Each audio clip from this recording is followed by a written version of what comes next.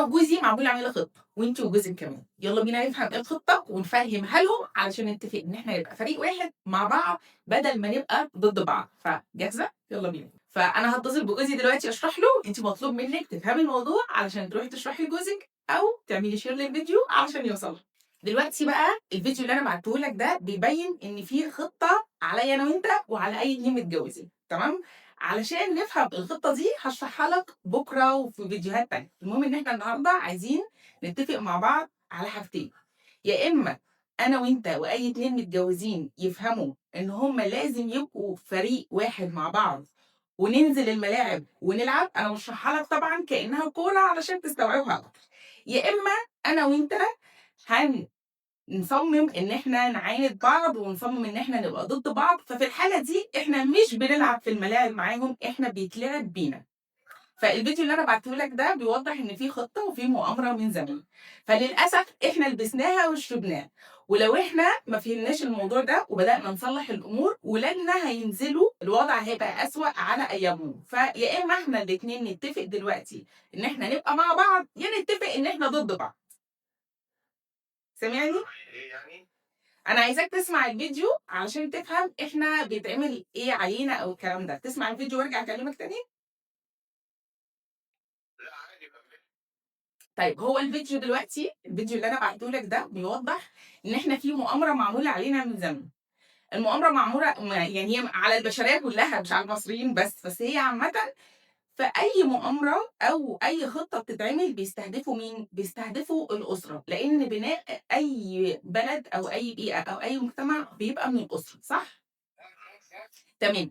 دلوقتي طول ما الأسرة مفككة، هل الجيل اللي طالع هيبقى عارف هو ليه إيه وعليه إيه علشان يقدر يعمله؟ الله ينور عليك، علشان هو ما يبقاش جيل مهلهل، وللأسف إحنا ما نقدرش نصدمه لإن إحنا اللي هنبقى مخلّيينه كده، لإن دلوقتي لو إحنا هنتكلم مثلًا على أساس إن هي لعبة، لإن هي فعلًا لعبة وإحنا بيتلعب بينا. حاليًا إحنا الجيل بتاعنا اللي هو الأبهات والأمهات هم اللي في الملعب، إحنا اللي بنلعب دلوقتي في الملعب. الجيل الجديد لسه بيسخّن برّه، بيتعلّم لسه وبيتدرّب، فوهو بيتعلّم وبيتدرّب بيراقبنا إحنا، بيبُص علينا. فطبعًا أنت شايف نسب الطلاق عالية إزاي، شايف الأُسر للأسف بقت مفكّكة إزاي، فبالتالي الجيل اللي قاعد برّه ده شايف أصلًا الدنيا مش مضبوطة، وكل المعلومات اللي بتدخل له معلومات كلّها غلط. فلمّا إحنا بقى نأدّي دورنا ونلعب الماتش بتاعنا ونطلع، هُم هينزلوا الملعب أصلًا مش جاهز، هينزلوا لا عارفين هُم ما اتدربوش أصلًا من الأول، ولا عارفين حقوقهم ولا عارفين واجباتهم، وهيفضلوا يخبطوا في بعض، فبدل ما هُم الاتنين يكونوا فريق واحد، الزوج والزوجة يكونوا فريق واحد ضد اللي بيتعمل عليهم، وينزلوا الملعب بقى يا يكسبوا يا يخسروا، يا إما هُم الاتنين هيبقوا ضد بعض وهيتلعب بيهم. فعلشان إحنا ما يتلعبش بينا، المفروض نتفق إن إحنا الاتنين نبقى فريق واحد.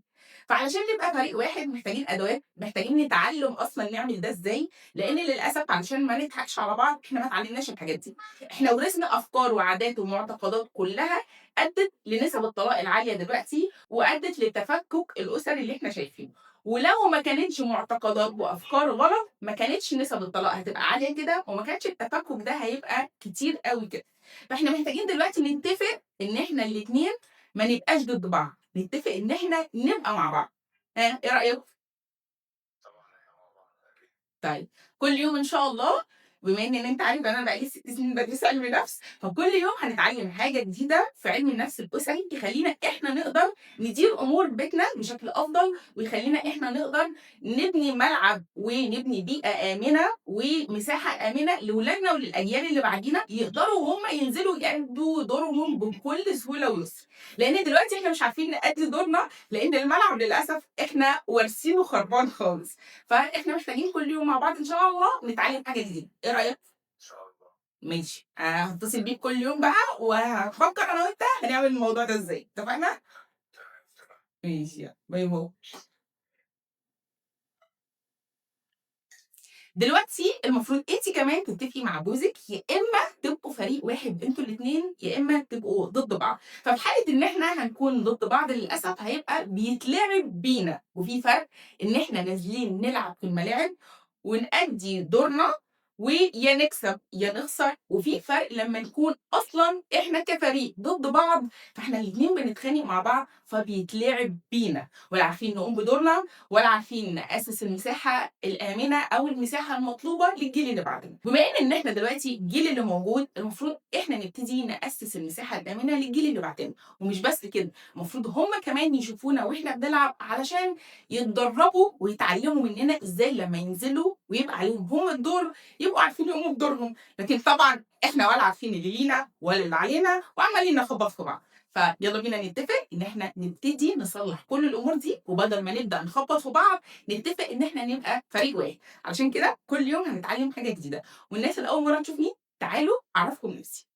انا اسمي اسماء حسين، بشتغل ميك اب ارتست من اكتر من 12 سنه، وكمان مجال دراستي علم النفس. فعلشان بحبك يا احلى بسكوته في الدنيا، مهتمه جدا بسعادتك وان انا بفيدك في علم النفس وعلم النفس الاسري عشان تقدري تكوني اسره سعيده واسره متماسكه، علشان بدايه اي حاجه حلوه بتكون من اسره سعيده. وكمان بهتم بجمالك الخارجي، لو انت عروسه بتطلعي زي القمر، ولو انت بنوته وبسكوته بعلمك ازاي تقدري تخلي نفسك احلى او تبيني جمالك بالميك اب. فما تنسيش بقى تقولي لي رايك في عروسه النهارده. اشوفك بكره في فيديو جديد ومعلومه جديده يا احلى بسكوته في الدنيا. ما تنسيش ان انا بحبك جدا.